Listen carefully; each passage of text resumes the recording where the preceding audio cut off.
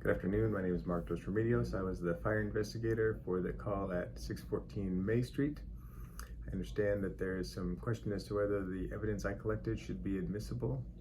I would argue that the evidence is admissible. The call we are talking about occurred at 1317 hours. The address of the home was 614 May Street. It was dispatched as a full fire response. The first engine company arrived on May Street and made entry on the AD corner at the northeast side of the building. Team entered the building and found the majority of the building through that door was filled with light smoke. As they proceeded into the living room, they found dark, heavy smoke, which is located here.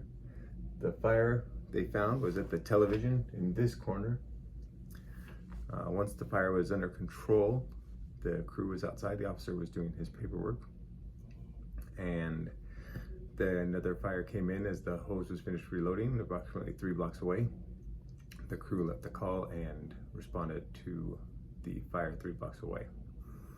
I arrived to find nobody at the home. I entered through the same door on the northeast corner. As I typically do during investigations, I started photographing the fire scene from the exterior and continued to take pictures from the exterior to the interior.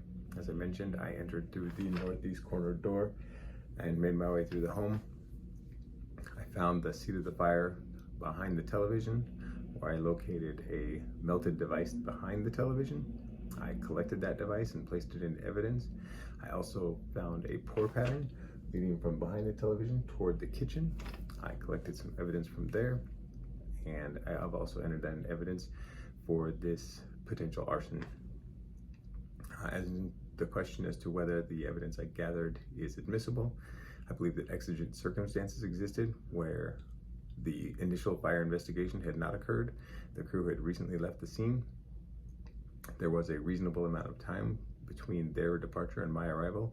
The evidence that I collected, as I said, falls under the exigent circumstances because it is my job to determine the cause of the fire, and during that investigation, the initial investigation, I found the evidence.